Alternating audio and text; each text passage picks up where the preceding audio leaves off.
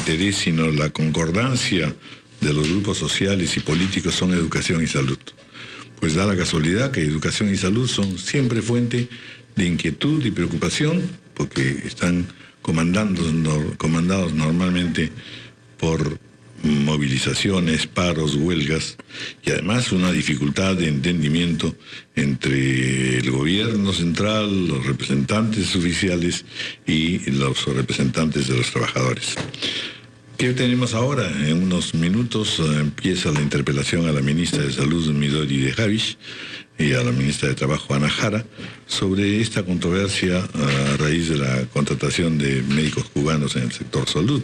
Pero, asimismo, se viene ya anunciada por los médicos una paralización, una huelga, a partir del 13 de mayo, que es el día de los 3 pastorcitos, pero aquí es de los varios levantaditos. Y luego, por supuesto, declarada improcedente por el MINSA. Hay un comunicado aquí que dice: la anunciada huelga es improcedente. Bueno, no hay ninguna huelga procedente normalmente, sí, para los afectados. Pues bien, estamos con el señor Jesús Bonilla, presidente de la Federación Médica Peruana, y el licenciado Arturo Granados, director de la Oficina de Descentralización del MINSA. Señores, muy buenos días. Muy buenos días.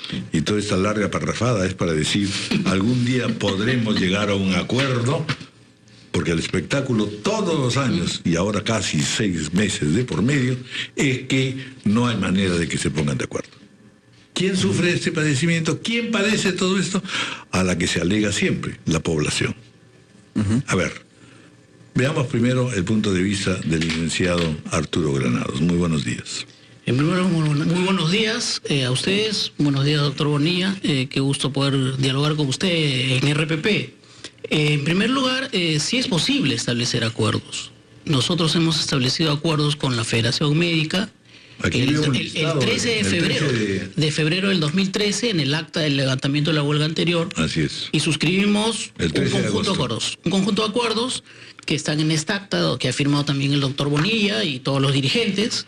Y nosotros hemos hecho un seguimiento escrupuloso a la implementación de esos acuerdos, y de los 16 más o menos acuerdos que están en vigencia, o sea, todavía estamos en vigencia de ese acuerdo, se han cumplido la gran mayoría, y hay otros que están en proceso de implementación. El primero es el tema de iniciar una reforma remunerativa para poder aumentar las bonificaciones, y luego el aumento en la valorización principal, y un conjunto de bonos que benefician a los profesionales de la salud, incluidos los médicos, de tal manera que sí es posible establecer acuerdos, lo hemos hecho, y lo que estamos en esta etapa es implementándolos y cumpliéndolos a cabalidad. El Ministerio, precisamente por la experiencia de las huelgas pasadas, tomó la decisión de hacer un seguimiento escrupuloso, punto por punto, de todos los que hemos suscrito en el acta. Hicimos una matriz de seguimiento con la Oficina de Diálogo y Concertación, y le encargamos al doctor Neptalí Santillán, que la comanda, que hiciera seguimiento a toda la línea del Ministerio y con los gobiernos regionales para su implementación. Y aquí están la lista de todos los acuerdos a nivel de detalle, y cada uno se ha ido cumpliendo. Por lo tanto, además, no es posible que establezcamos cada 6 meses una nueva plataforma de reclamos y una nueva discusión sobre nuevos beneficios cuando estamos en proceso de implementación de la anterior. De tal manera que nosotros consideramos que no hay razones fundadas de carácter gremial, porque el monitoreo es muy claro. El monitoreo es muy claro de las cosas que nos comprometimos y que venimos implementando, y además la reforma remunerativa incluye beneficios adicionales que no están contemplados en el acta, que se están en proceso de implementación, como por ejemplo el bono por desempeño institucional, que fue una propuesta en el periodo de elaboración de la 1153 que la hizo llegar la Federación Médica y nosotros acogimos porque nos parecía un excelente planteamiento, ¿no? Bueno, vamos a ver qué tienen que decir los médicos al respecto. Bueno, claro, Jesús Bonilla. Sí, claro. De hecho, que podemos llegar a acuerdos, ¿no? El problema está si se cumplen o no se cumplen estos acuerdos. No se olviden que efectivamente venimos de una huelga del 2012, que ha sido una huelga larga, más de 30 días en efecto. Y fatal. Se establecieron acuerdos. Toda huelga médica es fatal. Sí, y si dura 30 días es más fatal. Nosotros no quisiéramos hacer ningún día de huelga, definitivamente, y no es un tema de que estemos detrás de las huelgas, sino simplemente queremos que eso nos escuche como debe ser. Entonces el 2012 se llega a unos acuerdos, el 2013 también. El problema está si se cumplen o no se cumplen. Bueno, acá tenemos un listado. Entonces, todo está cumplido. Efectivamente es lo que dice el Ministerio de Salud. Pero fíjese, vamos a partir desde el inicio. Propuestas, vamos a partir del inicio. La Federación Médica Peruana tiene dos ejes fundamentales en su actividad. Uno es el problema de la defensa de la salud pública y el otro es estrictamente las reivindicaciones. Y cuando se habla en el tema de las reivindicaciones, dice expresamente en el acta del 2013 que se va a respetar la ley del trabajo médico. Y lo primero que se hace cuando sale el decreto legislativo 1153 es derogar artículos que son muy importantes para los médicos a nivel nacional y por lo tanto, partiendo por ahí, ya no se cumple el acta. Porque el acta dice que tiene que respetar escrupulosamente la ley del trabajo médico. En segundo lugar, cuando nosotros hablamos del tema de la reforma, nos dicen que nos van a convocar, vamos a participar, vamos a dar ideas y, bueno, llegamos a ese acuerdo. ¿Sabe cuántas veces nos ha convocado don Raúl y amigos de radioprogramas? Una sola vez para discutir el tema de reforma. Nosotros quisimos establecer una agenda para la discusión, pero nunca más nos convocaron. Bonita la foto del primer día, pero después nunca más se nos escuchó.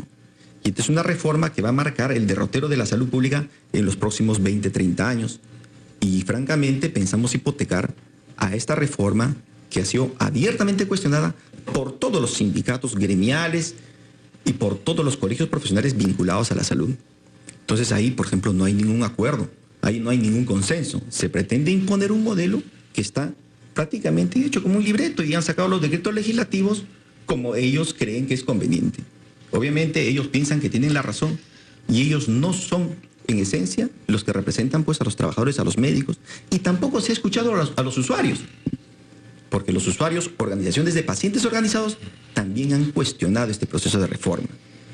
Y si nosotros hablamos del tema económico, el acta del 2012 dice que se nos va a incrementar 1.500 soles a partir de julio del 2013. ¿Eso se ha cumplido? No se ha cumplido.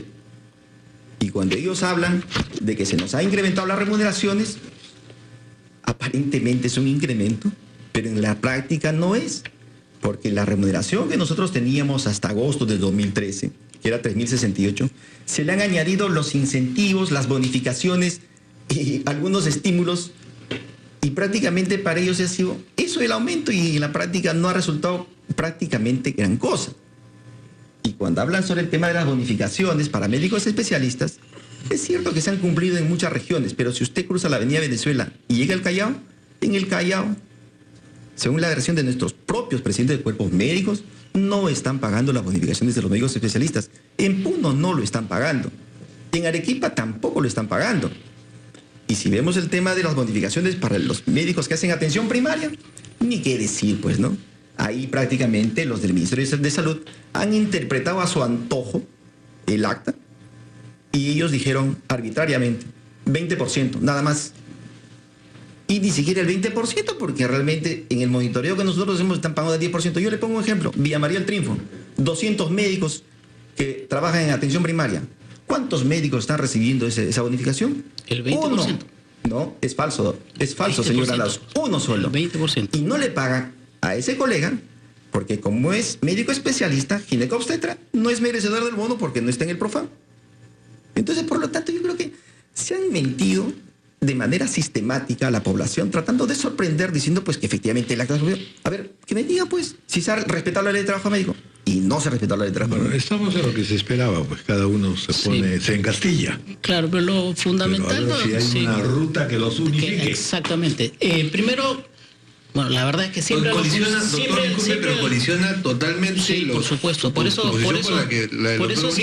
eso es importante leer la letra chiquita y en extenso las actas de extremo a extremo. Como telefónica. Como corresponde.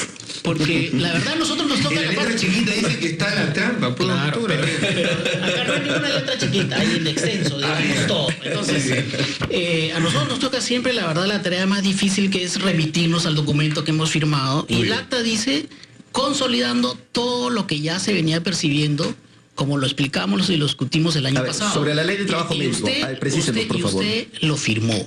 está acá. Por Entonces eso, tiene pues, que cumplir y respetar el acta. señor Granados, el trabajo médico. Dígame, Pero también ¿respetan la ley del trabajo médico o no? Sí, le voy a explicar por qué. Porque el planteamiento de ustedes era que eso no fuera en el marco de la ley del servicio civil, sino en el marco de las leyes especiales de los profesionales de la salud. Ya. La reforma remunerativa no sea en el marco de la ley del servicio civil, sea en el marco de las leyes especiales de los trabajadores asistenciales. Y las bonificaciones que se dan con requisitos y condiciones que están en el acta. ¿Sabe usted cuántos artículos han derogado de la ley de trabajo médico? No las estamos inventando. Por ejemplo, usted recibe la bonificación por especialista. ¿Y porque la recibe? Que muestre su boleta. ¿Por qué? Porque todos los especialistas reciben ese bono. Con respecto a atención primaria, dice el acta de manera progresiva con función a disponibilidad presupuestal, firmado por usted y por toda la dirigencia.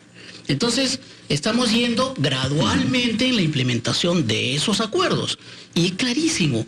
Y lo que se plantea como medida y condición para abrir la huelga son planteamientos realmente desproporcionados. Pero cuando que dice sería bueno que en los podamos función de ver. la disponibilidad presupuestal, significa que si es que el Ministerio de Economía le da los fondos o no. Significa que es gradual, como también dice el acta. El acta dice que la reforma remunerativa se implementa de manera gradual y progresiva. Le corresponde al Ejecutivo determinar cómo es esa progresividad. Nosotros le hemos informado a la Federación Médica y a todos los profesionales que es 20% por año para el caso de atención primaria de la salud, con requisitos que están en el acta. Y también hemos planteado nombramientos progresivos 20% al año. Entonces, hay una ruta de implementación y tenemos apenas 6 meses de implementación del acta. Bueno, entonces, en otras palabras, lo de siempre. Tenemos una discusión sobre sueldos y salarios. El enfermo, ¿dónde está? No tengo idea.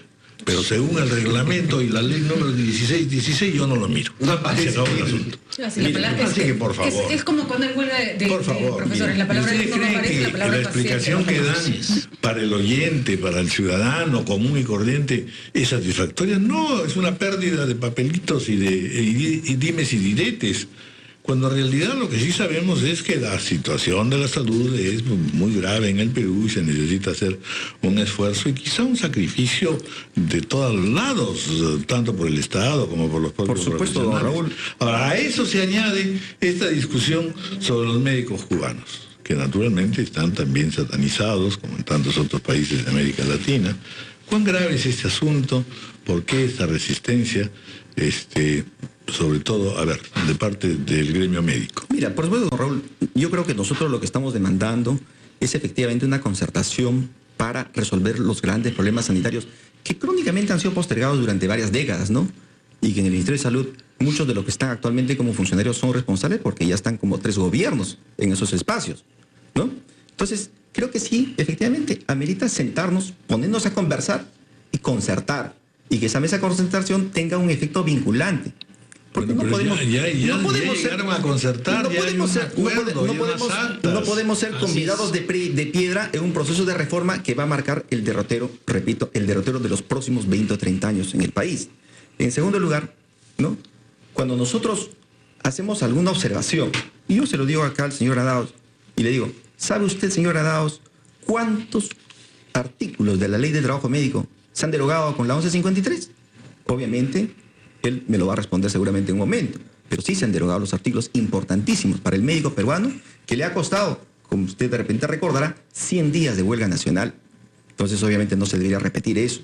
En tercer lugar, cuando nosotros hablamos de la población, en efecto, hay que hablar claramente cuáles son los resultados de la gestión del Ministerio de Salud. Y la verdad es que los resultados son desastrosos. Primero, por el tema de los conflictos sociales que existen con todos los gremios, pero le voy a señalar simplemente algunos datos estadísticos que es importante señalar. Por responsabilidad de la gestión del Ministerio de Salud, el 2013 se han muerto 40 niños más por neumonía. Y por neumonía no deberían morirse los niños en ninguna parte, pero se mueren en el país. ¿En qué parte de la muerte de esos niños tiene responsabilidad un doctor? Bueno, por supuesto que el problema no solamente es médico, el problema de la salud es un problema integral.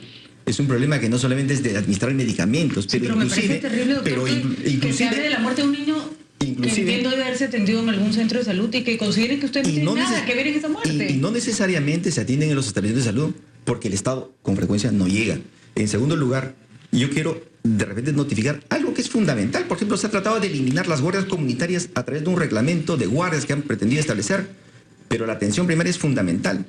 Los casos notificados de Plasmodium vivax, de Plasmodium falciparum, por lo menos se han duplicado o se han triplicado durante la gestión de la ministra. Y es un tema de decisión política, de disponibilidad presupuestal, de promover la prevención y la promoción de la salud, por supuesto.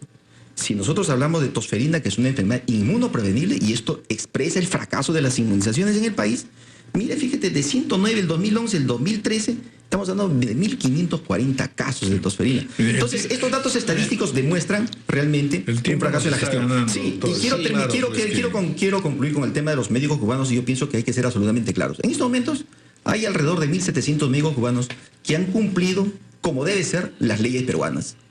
Han accedido al colegio médico, tienen la certificación del colegio médico, han hecho su serum y vienen trabajando a lo largo y ancho del país, contribuyendo obviamente con la salud de todos los peruanos. Pero resulta que se ha tratado de, o se ha hecho ingresar a médicos sin autorización, sin el debido proceso, prácticamente vulnerando todas las leyes peruanas. El colegio médico en este caso ya prácticamente está pintado. Y el año de serum no le exigen a los médicos que vienen bajo esta condición. ¿Y por qué? ¿Cuál es la prerrogativa que tienen estos colegas? Ya. Ok, solo yo creo que hay que plantear un tema muy concreto, es decir, una huelga que no tiene justificación porque se vienen implementando los acuerdos perjudica a la gente. Y es claro que las coberturas que tienen que dar los servicios de salud se han venido abajo en muchos casos por las constantes paralizaciones. Entonces no tiene ninguna lógica, ningún sentido, porque no me parece la reforma, o porque, como dice el Facebook del Colegio Médico, donde ha declarado el doctor Bonilla que la huelga es contra los grupos de poder. O sea, esa es una motivación para hacer una paralización y castigar a la gente, está lo que usted ha declarado, contra los grupos de poder. Entonces, identifiquen a los grupos de poder que dicen que favorece esta reforma, denúncienlos y háganle una huelga a ellos. Te lo voy a explicar. No al Ministerio de Salud, ni a los gobiernos regionales, castigando a los pacientes. Castigando a los pacientes.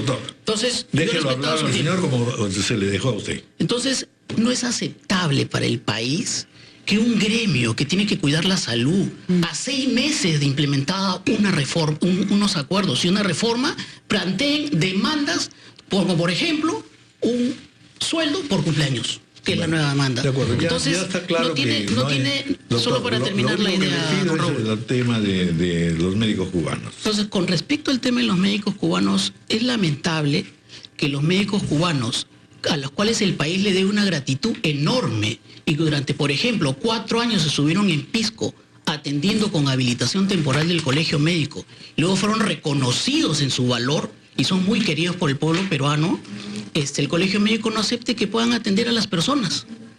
El colegio médico no ha aceptado, por eso es que ellos no pueden ejercer, esos que han venido en ese marco de ese convenio, atención a la gente. ¿Por qué razones? Por ninguna justificada. Y razón por la cual ellos no están atendiendo a personas, sino están dando asistencia técnica en el marco de las leyes de cooperación internacional. De tal manera que no hay que confundir a la población, ni confundir a los... Entonces, una invocación, nuestra prioridad como ministerio a partir del martes 13, que se concreta esta huelga de la Federación Médica, es, primero, la atención a los pacientes. Vamos a desplegar un plan muy intensivo en el marco de la reforma y las normas que nos da la reforma para dar flexibilidad para que los pacientes no sufran las consecuencias de esta medida. Y en segundo lugar, continuar la implementación de las mejoras para los médicos y una invocación final a la Federación. No entorpezcan el acceso de los pacientes a la salud, obstaculizando que sus compañeros de trabajo que sí quieren trabajar lo puedan hacer, porque así como hay un derecho a la huelga, hay un derecho al acceso a la salud y un derecho al trabajo. Bueno, muchas gracias. Sí, de repente, si doctor me permite... Jesús Bonilla, no se puede, señor. Bueno, ya ha tenido usted su ocasión. Yo tengo también problemas por con supuesto, el tiempo. le agradezco bastante, don Raúl. Esperemos que tanto como si estuviera conversando con usted sobre bisturíes. Bueno, hágame el favor. Bueno, gracias, señores. La verdad es que es deplorable este tipo de conversaciones. Uno queda con un ánimo alterado y sin duda preocupado. Decir, por Dios, nunca tenemos manera de que se sienten acá y digan, hemos llegado a una conclusión y estamos compartiendo un compromiso que parece ser lo elemental. Y perdónenme que me ponga de viejo renegado. amigo. Pues dejamos el bisturí y vamos a la pluma. Santiago Roncayolo, nuestro escritor y periodista, colaborador de la cadena de radio RNI y del diario El País, está con nosotros y viene a contarnos su último libro.